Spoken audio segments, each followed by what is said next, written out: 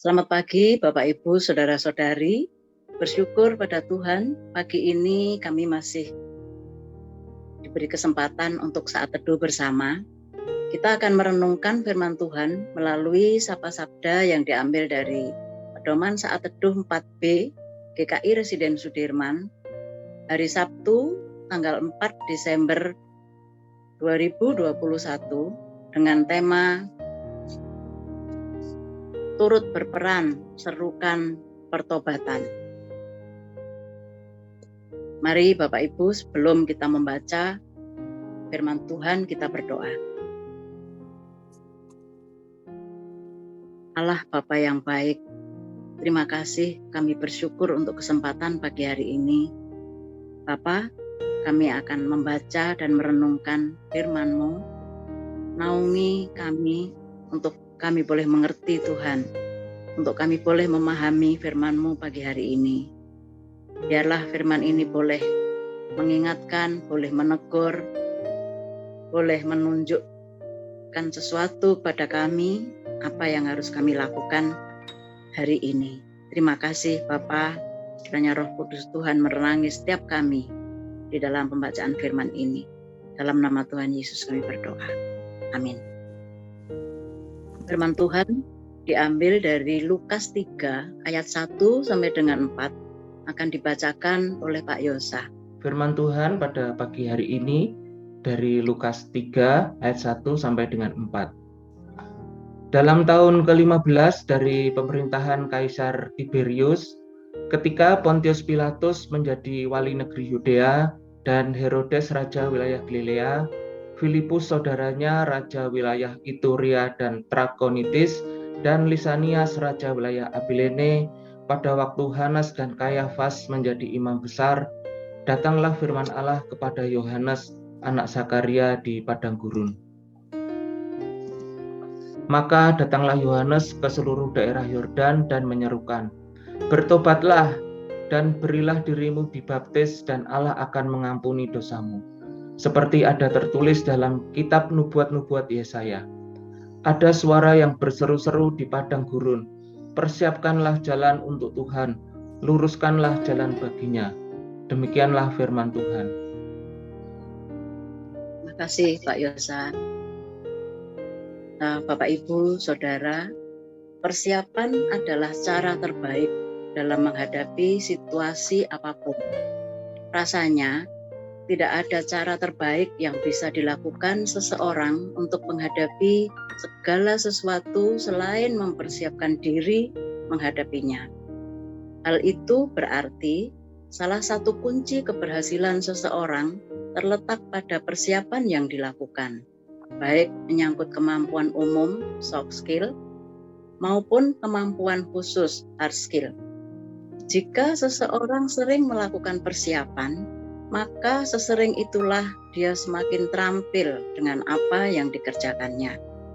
Lalu, apa yang Allah lakukan melalui Yohanes Pembaptis dalam mempersiapkan misi karya keselamatannya bagi manusia berdosa? Mari bersama kita merenungkan.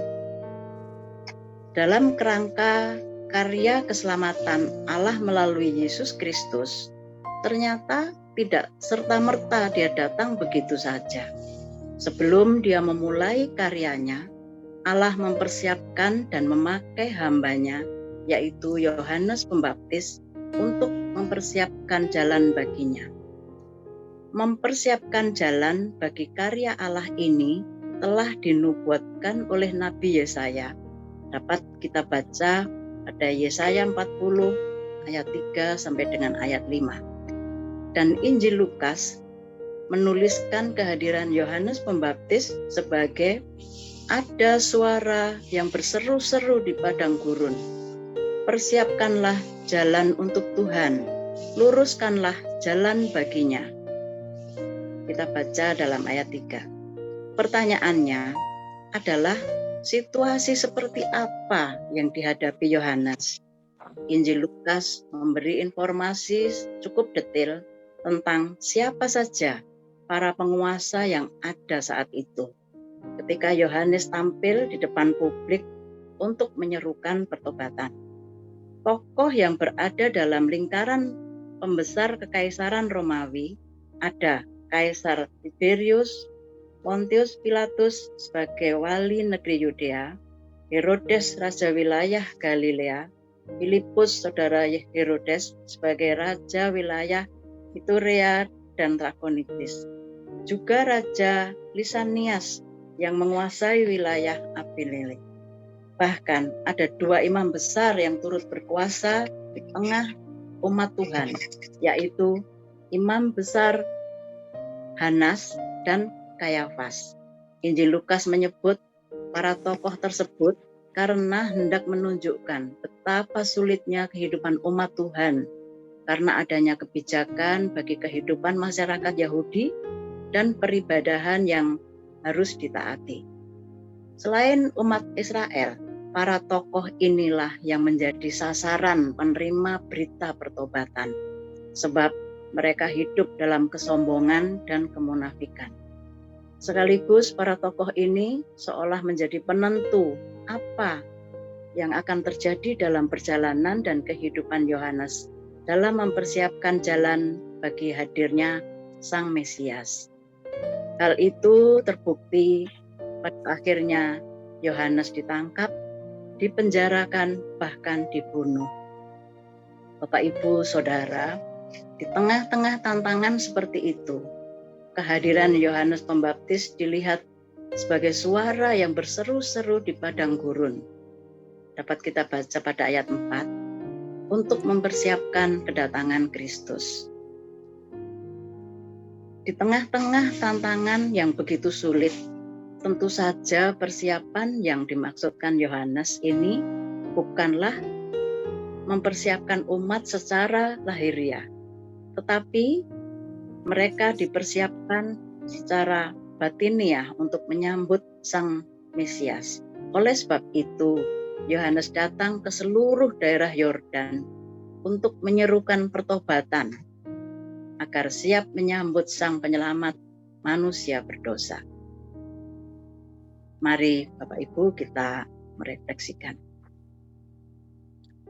Kita merenungkan Allah rindu memakai setiap kita orang percaya untuk menyerukan pertobatan kepada sekitar.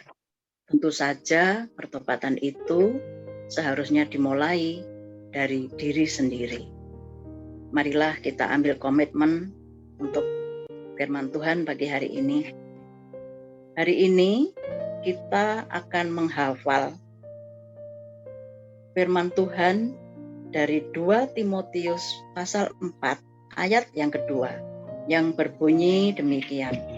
Beritakanlah firman, siap sedialah, baik atau tidak baik waktunya. Nyatakanlah apa yang salah, tegurlah dan nasihatilah dengan segala kesabaran dan pengajaran. Mari kita berdoa. Tuhan,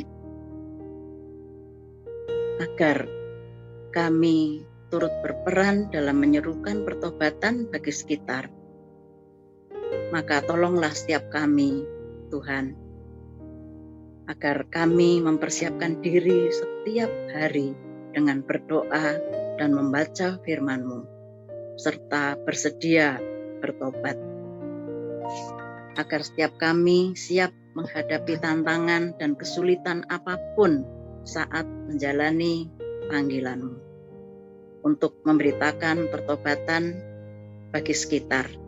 Terima kasih Bapa, dalam nama Tuhan Yesus kami berdoa. Amin. Bapak, Ibu, Saudara, saat teduh sudah selesai. Biarlah firman Tuhan pagi hari ini boleh mendorong setiap kita memulai dari diri sendiri untuk bertobat, dan kita turut berperan untuk menyerukan pertobatan bagi sesama kita yang ada di sekitar kita. Kiranya Tuhan menolong dan menaungi setiap kita agar kita bisa melakukannya. Amin. Tuhan Yesus memberkati kita semua.